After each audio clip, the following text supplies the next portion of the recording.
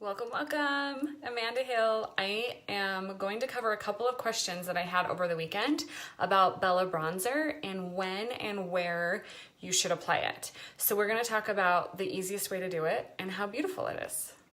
Okay, so let's be honest. Right now I have on my highlight and contour, which makes up my 3D foundation. Base completely done and ready to go. The only tool I'm going to be using to finish my makeup look today is the B Squared brush. Okay, so my B Squared, I'm going to use the fluffier side. You can see that there's two sides. This one's the fluffier, bigger side. And I'm going to get it just right into my Bella Bronzer and get it loaded up with a good amount of cream bronzer.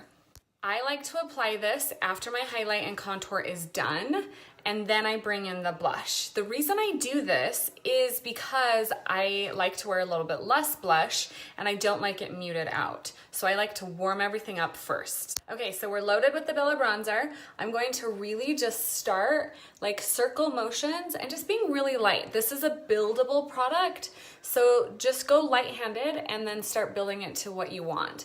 You should be applying it where, if you had just like been laying out in the sun, like where the sun would naturally kiss your face, like the prominent features on your face is kind of where you want to start going with that Bella and building it.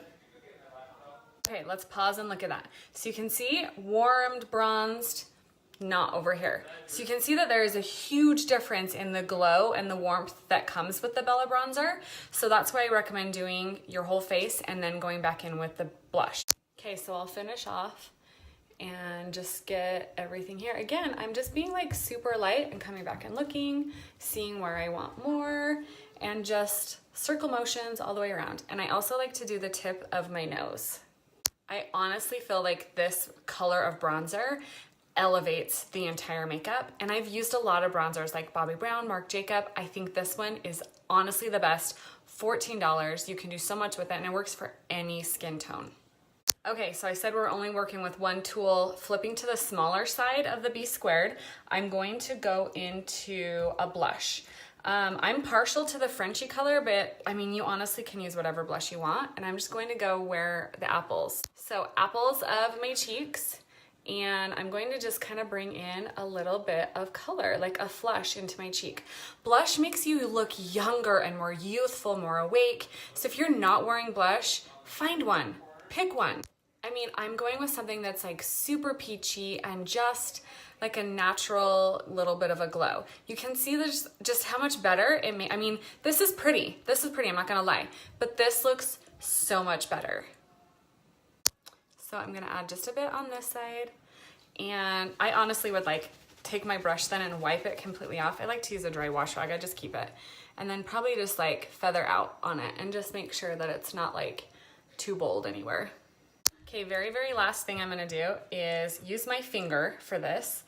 And I'm going to take some rose gold, and I'm literally going to just like draw a line, and then I'm gonna blend it out like this. But that just like literally adds such a pretty glow. And that's it. That is how I apply Bella Bronzer and how I make it work with all of my makeup. You can literally use it with whatever makeup brand you have on hand. Okay, I actually sell the B Squared and the Bella Bronzer in a bundle that saves you a little bit of money. So swipe up and grab it here.